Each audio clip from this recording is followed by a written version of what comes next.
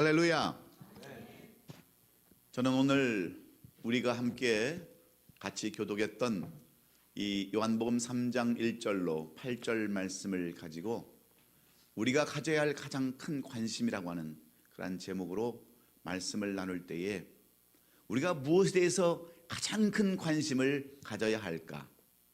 먹고 사는 것도 관심을 가져야 하고, 또 자녀를 키우는 것도 관심을 가져야 하고, 직장을 위해서 관심을 가져야 하며, 사업을 위해서도 관심을 가져야 하지만, 그거보다도 더 중요한 관심거리가 무엇일까? 오늘 우리가 함께 교독했던 말씀을 깊이 묵상하면서 오늘 성경이 우리에게 가르쳐 주시고 교훈해 주시는 하나님의 말씀으로 은혜 받는 저와 여러분 될 수 있기를 주의 이름으로 축원합니다. 1850년대 미국 동부에 있는 보스턴의 한 교회에 아이들을 가르치는 한 성경학교 교사가 있었습니다. 이 주일학교 선생은 보수도 받지 아니하고 헌신하는 그러한 주일학교 교사였는데, 얼마나 그 주일학교 학생들에게 관심을 가지고 사랑을 가지고 열심히 봉사하는 신실한 크리스천이었습니다. 그런데 어느 날 한 소년이 등록을 합니다. 그러면서 나는 너무나도 집이 가난해서 학교도 갈 수 없고 너무나도 형편이 어려워서 삼촌이 일하는 구두방에서 일을 한다라고 하는 그러한 가엾은 소년을 만났습니다. 그때 그 학교의 주일학교 선생이었던 에드워드 킴몰이라는 이 선생은 이 소년을 지극히 사랑하고 관심을 가져줬습니다. 성경책도 없는 그에게 성경책을 사주고, 글도 읽지 못하는 그에게 글을 가르치면서 예수 그리스도의 복음의 진리를 하나씩 하나씩 그렇게 심어주기 시작했습니다. 그런데 어느 날부터 이 소년이 나오질 않습니다. 아무 연락도 없습니다. 그래서 이 에드워드 킴볼은 물어서 이 소년이 일하고 있다는 삼촌의 구두방을 물어 찾아갔습니다. 가서 물어봤어요. 그랬더니 나는 주일날에도 일을 해야만 먹고 살 수 있는 가정 형편 때문에 나는 교회를 갈 수 없었습니다. 글도 모르고 성경도 모르고 재미도 없고, 그래서 나는 교회도 가지 않았습니다. 그 누구도 나에게 관심을 가져주지 않기에 나는 교회에 별 흥미가 없었습니다. 그러나 에드워드 킴볼은 끝까지 그 소년을 붙잡고 머리에 안수하며 손을 잡고 예수 그리스도의 사랑을 전하고 복음을 전하며 관심을 가졌습니다. 그리고 꾸준히 양육해서 그는 마침내 전 세계에 전무후무한 100만 명을 전도시키고 1억 명이라는 사람들에게 복음을 전했던 바로 그 유명한 드와이트 L 무디라는 사람으로 키웠습니다. 우리에게는 D.L. 무디라고 알려진 이 목사님은 많이 배운 것도 없고 무식해서 무식한 전도자라고 하는 그러한 혹평을 받았지만, 그는 많은 사람들에게 예수 그리스도의 복음을 전해서 수많은 사람들이 회개하고 예수님을 영접하는 놀라운 역사를 이루었습니다. 여러분, 우리는 비록 이 D.L. 무디 목사님처럼 그렇게 위대한 일을 감당할 수는 없습니다. 그렇게 많은 사람들을 주 앞으로 인도할 수도 없습니다. 그러나 우리는 그에게 관심을 가졌던 작은 한 사람 에드워드 킴볼은 얼마든지 될 수 있습니다. 얼마든지 작은 관심과 사랑을 베풀었던 그러한 킴볼과 같은 사람은 얼마든지 우리가 될 수 있습니다.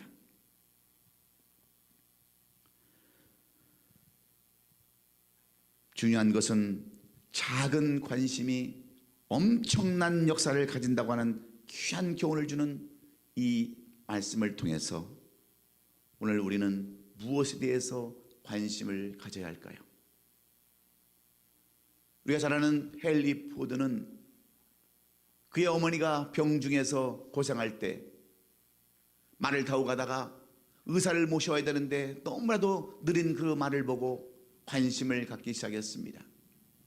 어떻게 하면 더 빨리, 더 멀리, 그리고 계속해서 달릴 수 있는 것이 무엇이 있을까 관심을 가진 나머지 그는 위대한 차를 발명하게 되었습니다. 우리가 잘 아는 라이트 형제는 어떻게 사람이 저 새처럼 날을 수 있을까? 거기에 관심을 갖고 거기에 신경을 쓰다가 결국은 비행기를 발명하는 위대한 역사를 이루었습니다. 그래서 사람이 어디에 관심을 두고 사느냐에 따라서 그 사람의 인생이 달라지고 삶이 달라진다고 하는 것을 오늘 우리는 분명히 깨달아야 합니다. 그렇다면 우리는 어디에 관심을 가지고 살아가고 있습니까? 예수 그리스도를 믿는 우리들은 무엇에 관심을 가지고 지금 살아가고 있으십니까? 모든 사람이 갖는 그런 관심은 각기 대상이 다르고 각기 다르지만 공동적으로 가져야 할 관심, 반드시 우리가 가져야 할 관심은 무엇일까요? 그것은 영원히 사는 것, 영생인 줄로 믿습니다. 왜 그렇습니까?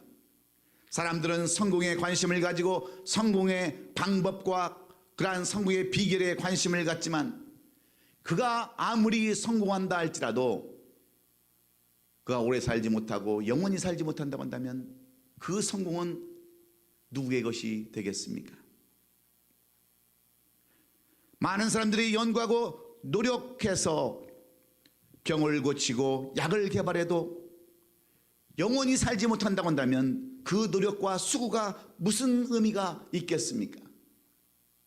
오늘날 같이 과학이 발달해서 우주의 정거장을 만들고 인간이 이주해야 할 새로운 별을 발견한다 해도 우리가 그곳에 살지 못한다고 한다면, 영원히 그곳에 살지 못한다고 한다면 그 발견이 우리와 무슨 상관이 있겠습니까? 그래서 이 세상 모든 사람이 가장 큰 관심을 가져야 할 것은 영원히 사는 것, 영생하는 것인 줄로 믿습니다. 이런 길이 있다고 한다면, 이보다 더 중요하고 가치 있는 것이 있다고 한다면 우리는 그 어떤 것이라도 다 팔아서, 그 어떤 것이라도 희생해서 여러분 그것을 취하고 가져야 되지 않겠습니까? 그런데 이 비결은 오래전부터 준비되어졌고 존재되어 왔음을 우리는 알아야 합니다. 우리가 그것을 미처 깨닫지 못하고 알지 못해서 발견하지 못했을 뿐이지 그 방법과 비결은 이미 오래전부터 지속되어져 왔고 계속해서 내려져 왔음을 오늘 본문은 기록하고 있습니다. 그래서 예수님의 제자인 사도 요한은 지금까지 예수님과 함께 하면서 자신이 듣고 배웠던 모든 지식과 깨달았던 그런 진리를 예수 그리스도의 가르침 속에서 발견하고 전해주는 말씀이 오늘 우리가 함께 교독했던 요한복음 3장 1절로 8절의 말씀입니다. 예수님께서 유월절을 맞이해서 예루살렘 성에 거하실 때에 바리새인 중에 니고데모라고 하는 한 사람이 밤중에 예수님을 찾아왔다라고 본문은 기록해 시작합니다. 이 니고데모라는 사람은 유대인의 관원이라고 그랬습니다. 바리새인이라고 그랬습니다. 이스라엘의 선생이라고 그랬습니다. 그는 산헤드린의 공회원이요 이스라엘 많은 사람들의 지도층 상류층에 사는 사람입니다. 돈도 있고 명예도 있고 모든 것이 부러울 것이 없는 넉넉한 삶을 살아가는 이 니고데모, 그의 이름을 풀어보면 니고라고 하는 승이라는 이름과 데모라고 하는 백성의 이름을 합하여서 승리의 백성이라고 하는 그 이름을 가진 니고데모가 무엇 때문에 예수님을 밤늦게 찾아왔을까요? 그가 많은 것을 가졌다 할지라도 이제 나이가 들어서 그의 관심은 다른 데 있었습니다. 영생에 있었습니다. 내가 죽으면 어디로 가야 되는가? 육은 육이요 영은 영이라고 그랬는데 육이 죽으면 내 이 영은 어디로 가야 되는가? 그는 자기의 영생에 대해서, 영혼에 대해서 관심을 갖고 남들의 눈을 피해서, 유대인들의 눈을 피해서, 바리새인들의 눈을 피해서, 출교당하지 않기 위해서 밤늦게 예수님을 찾아와서 그 비결을 묻습니다. 선생님이여, 내가 어찌하여야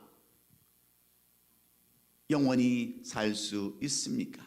하늘나라에 들어갈 수 있습니까? 불못에 들어가는 것이 아니라, 지옥에 들어가는 것이 아니라, 어떻게 해야 내가 저 천국, 하나님이 계시는 영생의 나라, 하늘나라로 들어갈 수 있습니까? 묻자 예수님의 대답은 무슨 말씀입니까? 3절에 진실로 진실로 내게 이르노니 사람이 거듭나지 아니하면 하나님의 나라를 볼 수 없느니라 말씀합니다. 네가 다시 태어나지 아니하면 너에게는 하나님의 나라는 없다, 너에게는 영생은 절대로 없다고 하시는 이 말씀에 니고데모는 황당할 수밖에 없었습니다. 어떻게 한번 태어난 사람이 거듭 다시 태어나야 되나? 그래서 이 니고데모가 묻습니다.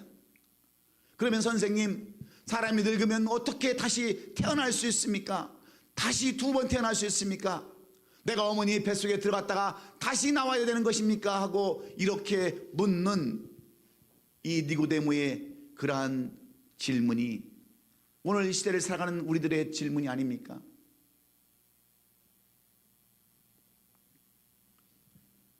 영생에 관심을 가지고 예수님 앞에 나왔던 니고데모는 혼돈에 빠지고 말았습니다. 도대체 거듭나는 것이 무엇일까? 그러자 주님은 그 대답을 이렇게 말씀하십니다. 5절에 보면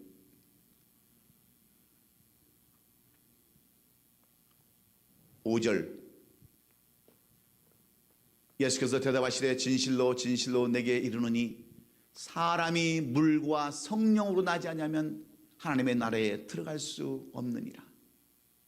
아니, 지금 방금 다시 태어나야 하늘나라 영생을 얻을 수 있다고 말씀하셨는데, 그것도 영생이 뭐냐고 물어보니까, 거듭나는 게 뭐냐니까, 사람이 물과 성령으로 나지 않으면 하나님의 나라에 들어갈 수 없다고 하는 이 말씀은 그를 더욱더 당황하게 만듭니다. 도대체 거듭나는 것은 무엇이며 물과 성령으로 다시 나는 것은 무엇일까? 오늘 이 시대를 살아가는 우리들의 모습이 똑같은 그러한 모습입니다. 그래서 사도 요한은 오늘 이 시대를 살아가는 우리들에게, 똑같은 니고데모 같은 우리들에게 거듭나는 비결, 영생을 얻는 비결, 하늘나라에 들어가는 비결이 있음을, 감춰진 비밀이 있음을 우리에게 말씀하시는 내용들이 오늘 요한복음 3장 1절로 8절의 말씀입니다.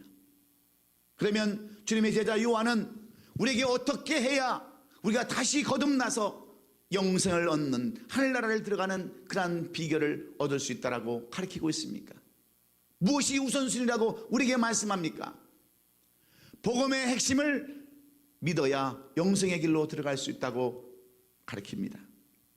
그 말은 바로 복음의 핵심, 복음의 본질을 우리가 확실히 알고 믿어야 한다라고 가르칩니다.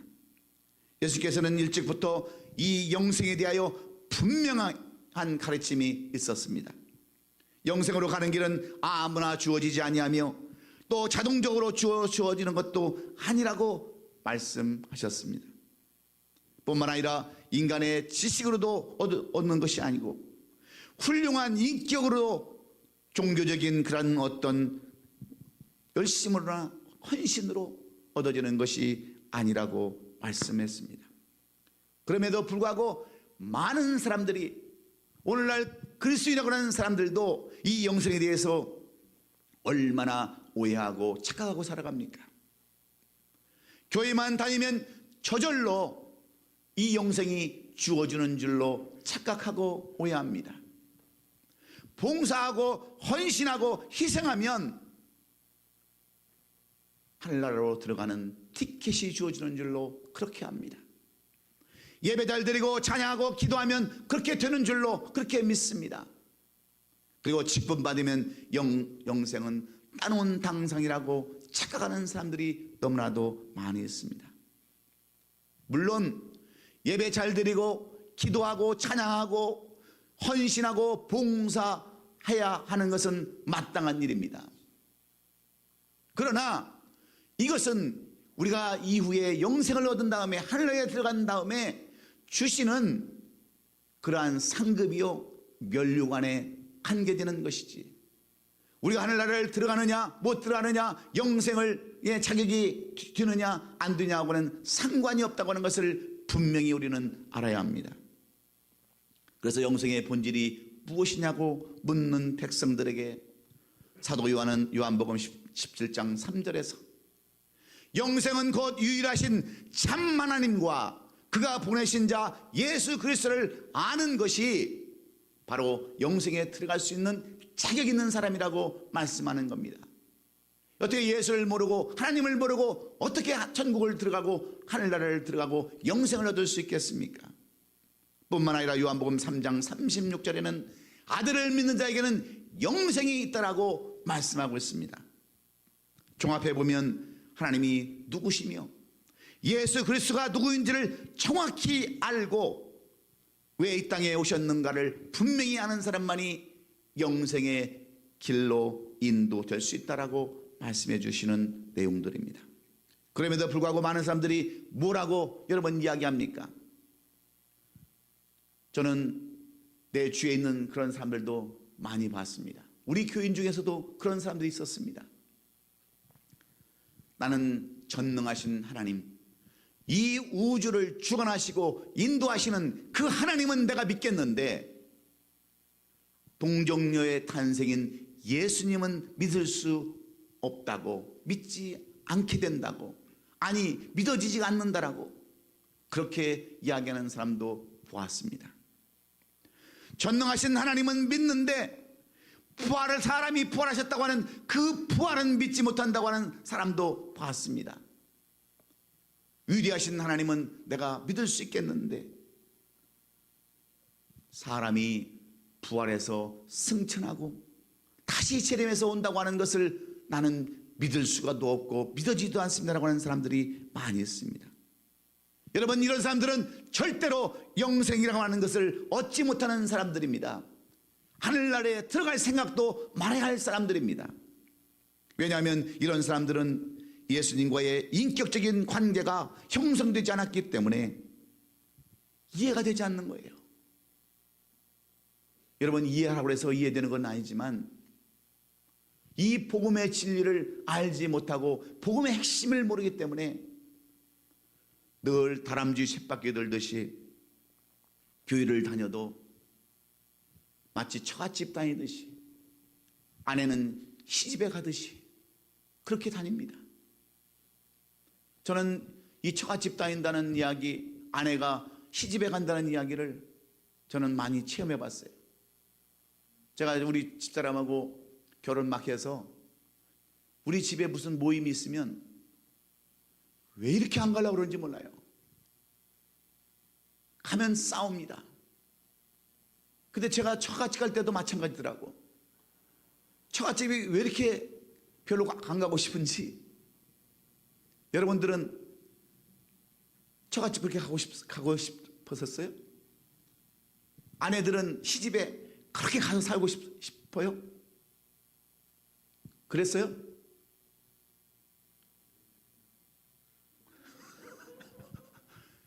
정말 그렇더라고요. 근데 교회를 그렇게 다니는 사람들이 있습니다. 교회를 와도 마치 처갓집 오듯이, 아니면 시집에 오듯이 사람이나 구경하러 오고 이익이나 있으면 오고 없으면 팽개쳐버리는 그런 사람들. 이런 사람들도 여러분 영생과는 거리가 먼 사람들입니다. 그러면 어떤 사람이 영생을 얻느냐? 예수가 나의 구주라고 믿고 고백하고 시인하는 사람들입니다. 그분만이 나를 위하여 십자가에 못 박혀서 돌아가셨고 그의 죽으심을 위하여 내 죄가 용서받았으며 그분이 다시 사심으로 우리에게 부활과 영생을 주셨다고 믿고 확신하는 이런 사람들에게 영생이 주어지고 하늘나라가 주어진다는 사실을 분명히 깨닫고 여러분도 그런 사람이 될 수 있기를 주의 이름으로 축원합니다. 신앙이라는 것은 내가 확신하고 싶어서 확신하는 것이 아닙니다. 신앙이라는 것은 내가 믿음을 갖고 싶다고 해서 갖는 것이 아닙니다. 어떤 계기가 있을 때 신앙이 생기고 기도하며 병 낫는 체험, 방언 등 각종 성령의 그러한 은사들을 경험한 사람들이 확실한 믿음 가운데서 좌루나 우루나 치우치지 않는 것입니다. 그래서 이런 사람들은 끝까지 구원의 반열에 서게 되는 거예요. 여러분, 예수님의 제자 토마를 보십시오. 그는 3년 반 동안 예수님을 따라다니면서 얼마나 많은 기적과 이적들을 보았습니까? 예수님이 하나님의 아들이신 것을 그는 똑똑히 보았습니다. 그럼에도 불구하고 그는 자기 신앙, 자기 착각에 빠져서 예수님께서 십자가에 죽으시고 다시 부활했다는 소식을 듣고도 그는 그의 친구들과 제자들에게 뭐라고 얘기합니까? 나는 예수 그리스도의 그 손자국과 옆구리의 그 흔적을 보고야 믿을 수 있다라고 이야기합니다. 그런 도마에게 주님은 나타나셔서 그를 향해서 뭐라고 말씀합니까? 너는 나를 본고로 믿느냐? 보지 못하고 믿는 자들은 복이 있도다 하시면서 이 도마를 책망하지 않습니까? 너는 반드시 봐야 믿느냐? 안 보고는 못 믿을 수 없었더냐? 내가 그렇게 수없이 여기에 대해서, 영생에 대해서, 부활에 대해서, 복음에 대해서 얘기했건만 너는 어찌하여 그것을 믿지 못하느냐 하는 그 책망 가운데 이 도마가 회개하고 저는 그리스도시요 살아계신 하나님이시다라고 고백하면서 그의 인생이 어떻게 변합니까? 그는 자기의 목숨까지 내어놓고 전도하다가 순교의 제물이 되어서 많은 사람에게 복음을 전하고 결국은 하늘에서 택함받고 천국에 입성하는 그런 사람이 되었습니다. 사랑하는 성도 여러분, 그래서 체험 신앙도 너무나도 중요한 겁니다. 내가 그걸 체험하지 못하면 늘 의심하고 근심하고 확신 가운데 서지 않기 때문에 말씀 보고 찬송하며 기도하며 또 교제하고 항상 주님의 주시는 그 복음 믿음을 받아들이고 확신함으로 말미암아 저와 여러분이 오늘도 영생에 들어갈 수 있는, 하늘에 들어갈 수 있는 자격을 받는 저와 여러분들이 될 수 있기를 예수님의 이름으로 축원합니다. 두 번째로, 어떤 사람이 영생을 얻을 수 있고 하늘에 들어갈 수 있는 자격 있는 사람인가? 어떻게 해야 되는가? 사도 요한은 오늘 본문 5절을 통해서 회개해야 한다고 가르칩니다. 영생을 얻는 길, 하늘나라를 들어갈 수 있는 두 번째 조건은 회개에 있다라고 말씀합니다. 우리가 복음의 핵심과 본질을 알고 확신을 가지면 우리가 분명한 체험적 신앙이 나타나는데 이것이 바로 거듭남입니다. 하나님이 하신 일들이 얼마나 크고 아름다운지 자연스럽게 마음이 변화가 일어납니다. 그래서 하나님의 뜻을 찾고 돌이키는데 이것을 우리는 회개라고 부릅니다. 오늘 본문에 보면 영생을 얻는 길이 무엇이냐고 묻는 니모데에게 예수님께서는 5절의 말씀에 사람이 물과 성령으로 나지 않으면 하나님의 나라에 들어갈 수 없다 말씀했습니다. 여기서 물은 무엇을 의미합니까? 물은 우리의 모든 죄악된 것, 더러운 것들, 추악한 것들을 씻는 의미를 우리에게 말씀해 줍니다. 우리의 이런 것들을 다 버리고 깨끗한 마음으로, 의로운 마음으로 신옷을 입고 세마포를 입고 하늘나라에 들어갈 수 있음을 말씀하고 있기에, 세례 요한은 많은 사람들에게 물 세례를 주면서 외친 그러한 말씀은 회개하라 천국이 가까웠느니라 하신 그러한 말씀이었습니다. 선포였습니다. 예수님도 세례 요한으로부터 세례를 받고 성령이 비둘같이 내려서 가장 먼저 외친 말씀은 회개하라 천국이 가까웠느니라 하시는 말씀이셨습니다. 그러므로 우리에게 먼저 중요한 것, 두 번째는 회개하는 것입니다. 우리는 얼마나 육신의 옷을 입고 많은 죄를 짓고 살아갑니까? 눈을 떠도 죄, 입을 벌려도 죄, 발을 띄어도 죄. 얼마나 많은 죄 가운데 우리가 살아갑니까? 이런 죄를 가지고는 하늘나라에 들어갈 수 없습니다. 왜냐하면 하나님은 공의 하나님이시요 깨끗한 하나님이시기 때문에. 그래서 우리가 회개를 하지 않으면 여전히 그 죄가 우리 가운데 남아있을 수밖에 없습니다. 그래서 회개 없이는 우리의 죄가 용서받을 수 없고, 회개 속에서 주님의 보혈을 의지할 때 우리의 죄가 눈 녹듯이 녹는 줄로 믿습니다. 그래서 예수님은 누가복음 15장 7절에서 내가 너에게 이르노니 이와 같이 죄인한 사람이 회개하면 하늘에서는 회개할 것 없는 의인 99을 인하여 기뻐하는 것보다 내가 더 기뻐하리라고 주님의 심정을 말씀해 주셨습니다. 우리가 왜 사랑이 없고, 왜 우리가 주님을 더 섬기지 못하고, 왜 다투고, 왜 갈등하며 살아가는 줄 아십니까? 왜 하늘나라를 상급으로 받지 못하는 줄 아십니까? 회개가 없기 때문에 그렇습니다.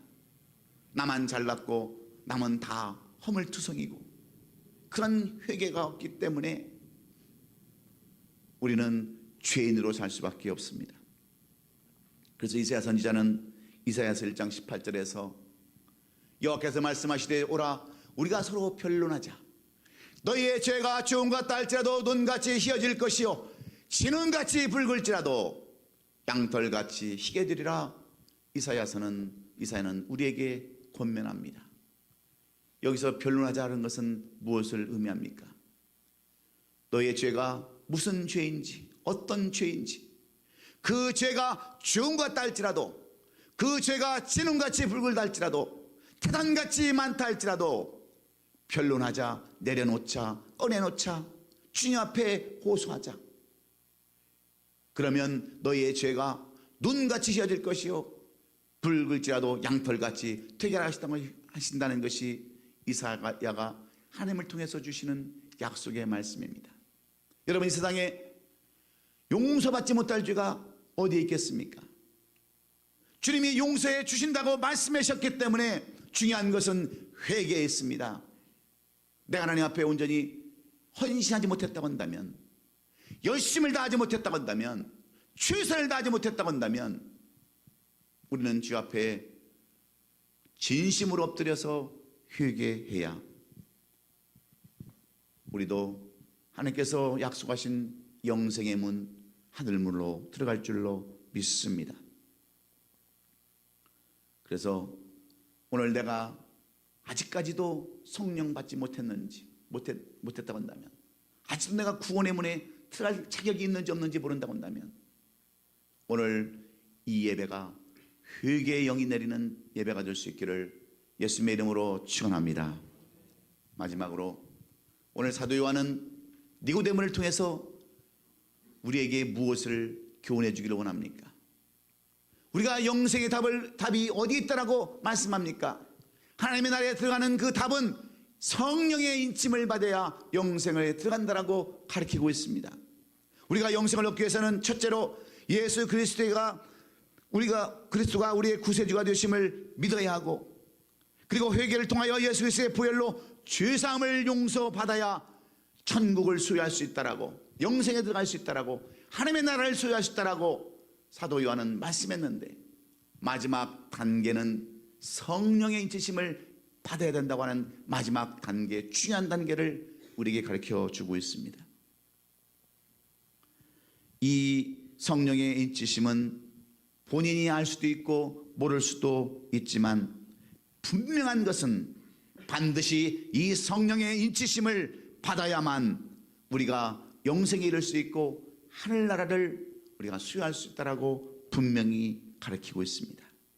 그래서 예수님은 니고데모에게 물과 성령으로 거듭나지 아니하면 하늘나라에 들어갈 수 없다라고 이렇게 단언하시는 겁니다. 여기서 성령으로 거듭난다고 하는 말은 곧 성령의 인치심을 받는다고 하는 말과 똑같습니다. 그래서 사도 바울은 에베소 교회와 성도들에게 에베소서 4장 30절에서 이렇게 말씀합니다. 하나님의 성령을 근심하게 하지 말아라. 그 안에 너희가 구원의 날까지 인치심을 받았느니라. 하나님의 성령을 슬프게 하지 말고 근심하게 말아라. 너희 안에는 너희가 구원의 날까지 인치심을 받았는데 왜 그런 인생을 사느냐고 꾸짖는 그러한 사도 바울의 모습, 에베소 교회와 성도들에게 주시는 이 말씀으로 우리들은 성령의 인치심을 받고 성령이 축원하시는 대로 살아야 한다고 하는 것을 말씀해 주고 있습니다. 그러면 성령의 인치심이란 구체적으로 무엇을 의미하는 것일까요? 예를 들면 이런 것입니다.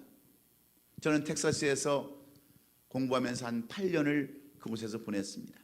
우리가 잘 알다시피 텍사스는 이 캘리포니아의 2배가 넘는 그러한 어마어마한 땅입니다. 거기는 엄청난 석유도 나오지만 엄청난 들판에 엄청난 목장들도 많이 있습니다. 저 갤베슨에서 그 북쪽까지 무려 12시간을 운전을 해야 한 주를 통과할 수 있는 그렇게 넓은 땅에 어마어마한 목장이 있습니다. 수많은 소떼들을 그 목초지에 키워놓고 방목해서 키우는데 어느 날 소떼들이 무너진 그 철책선을 넘어서 다른 집으로 갑니다. 때로는 도로 놓아버립니다. 그리고 멀리 멀리 달아나 버립니다. 그러니까 목장주들은 어떻게 합니까? 인두를 만들어서 자기 목장의 고유의 넘버를 새기든지 아니면 자기 목장의 고유한 모양을 만들어서 불로 지져가지고 소 등에 인을 박습니다. 이 소는 바로 내 목장의 소라고 하는 그 인을 치는 것, 그래서 이 소는 내 것이라고 하는 그 인침이 바로 똑같은 의미입니다. 하나님께서도 하나님의 복음의 진리와 복음의 핵심을 알고 회개하는 그런 하나님의 백성들에게 너는 내 것이다라고 인치는 것이 바로 성령의 기름 부으시며 성령의 인치심을 우리는 알아야 합니다. 그래서 하나님께서 당신은 내 거다, 너는 내 거다라고 인치시는 이 성령의 인치심이 있어야 우리가 영생을 수여할 수 있다라고 이렇게 가르치는 겁니다. 이것이 바로 성령의 풀도장입니다. 그래서 한번 구원받은 자녀로 인식되면 끝까지 구원받는다고 주장하는 사람들이 바로 칼빈주의 아닙니까? 성령의 인치심을 받은 사람은 다시는 사탄이 빼앗아갈 수 없기에 로마서 8장 35절에 누가 우리를 그리스도의 사랑에서 끊으리요? 환난이나 곤고나 박해나 기근이나 적신이나 위험이나 칼을 하면서 그 누구도 우리를 그리스도 사랑에서 끊을 수 없다라고 단언하는 거예요. 사랑하는 성도 여러분, 여러분에는 성령의 인치심이 있으십니까? 하나님의 자녀라고 하는 그러한 성령의 불도장을 받으셨습니까? 이런 사람들에게 마태복음 28장 20절 하반절에 내가 세상 끝날까지 너희와 항상 함께 있으리라 약속하시는 줄로 믿습니다. 그런데 바울이 에베소에서 말씀을 가르치면서 사람들에게 물어봅니다. 네가 믿을 때에 성령을 받았느냐? 물어보는 이 사도 바울의 말에 예배소 교회 성도들이 뭐라고 대답합니까? 우리는 성령이 무엇인지 들어본 적이 없다라고 말씀합니다. 그들은 얼마나, 여러분, 예배소 교회 성도들은 헌신하며 삶을 살았습니까? 얼마나 많이 희생하고 얼마나 많은 일들을 하며 살아왔습니까? 그러나 이런 사람들은 영생하고는 상관이 없는 사람들입니다. 얼마나 불쌍한 사람들입니까? 그들이 예수 믿고 의지하며 많은 일을 했다 할지라도 성령의 인치심을 받지 못하고 불세례를 받지 못했다고 한다면 그들은 아직까지 미완성의 단계에 있음을 우리는 알아야 합니다. 그래서 갈라디아서 5장 25절에 만일 우리가 성령으로 살면 또한 성령으로 행할지라 그랬어요. 성령을 받은 사람은 성령을 받은 사람답게 살아라, 이렇게 말씀하고 있습니다. 여러분, 왜 그래요? 오늘 이 요한복음 3장 8절은 이 성령에 대해서 이렇게 기록해 놓았습니다. 바람이 임으로 불매 내가 그 소리는 들어도 어디서 와서 어디로 가는지 알지 못하나니 성령으로 난 사람도 그러하다 그랬습니다. 여러분, 우리가 바람이 어디서 부는지 여러분 어떻게 알 수 있습니까? 물론 방향을 보면 알지만 바람은 여러분 안에 들어와 있으면 소리는 납니다. 근데 어디로 와서 어디로 가는지는 잘 모릅니다. 근데 성령이 똑같다고 그랬어요. 성령도 어디로 와서 어디로 가는지 알 수 없지만 성령이 한 가지 분명한 것은 우리에게 음성을 주신다는 거예요. 들을 수 있는 귀를 말씀을 주신다고 하는 겁니다. 그래서 우리가 성령의 인침을 받고 살아야 되는 거예요. 성령의 인침을 받지 못하고 성령의 세례를 받지 못하고 기름 부음이 없는 사람은 성령의 음성을 들을 수가 없기 때문에 그렇습니다. 성령의 음성을 듣지 못하는데 어찌 재림 때 나팔 불 때 우리가 성령의 음성을 들을 수가 있겠어요? 부르시는 그 부르심에 어떻게 우리가 여러분 응답할 수 있겠어요? 그래서 우리는 성령을 받아야 되는데 어떻게 성령을 받아야 합니까? 우리는 하나님 앞에 간구해야 합니다. 부르짖어야 합니다. 예배 가운데 임하시는 성령님, 나에게도 임하여 달라고, 찬송 가운데 임하시는 하나님, 나에게도 역사해 달라고, 기도하는 가운데 역사하시는 하나님, 내 기도에도 응답해 달라고, 규제하는 가운데 부어주시는 성령의 역사를 나도 체험할 수 있게 해달라고 간구할 때에 성령의 세미한 음성이 여러분을 인치시고 여러분에게 세미한 음성을 들려주실 줄로 믿습니다. 이제 말씀을 정리합니다. 말씀이 좀 어렵고 딱딱하지만 이 말씀은 우리에게 아주 귀중한 진리, 우리가 가져야 할 가장 중요한 관심에 대해서, 영생에 대해서 말씀해 주시기에 우리는 예수 그리스도의 복음의 핵심과 본질을 똑바로 알고 확실히 믿음으로 여러분도 영생을 소유하고 하늘나라를 소유할 수 있는 우리 모든 성도들이 될 수 있기를 예수님의 이름으로 축원합니다. 무엇보다도 하나님의 말씀대로 살지 못하고 하나님의 뜻대로 살지 못하고 돌이키지 못한 것을 회개하는 여러분이 되셔서 영생을 얻는 저와 여러분 되시기를 주의 이름으로 축원합니다. 성령의 인치심을 받기를 노력하고 그분의 음성을 듣기를 간구하며 기도하는 여러분이 되셔서 우리 모두 다 한 사람도 낙오되지 아니하고 다 같이 하늘나라를 소유하는, 영생을 소유하는 우리 얼바인 아름다운 교회 성도들이 될 수 있기를 예수 그리스도의 이름으로 축원합니다. 축원합니다. 기도하겠습니다. 고마우신 우리 아버지 하나님, 감사합니다.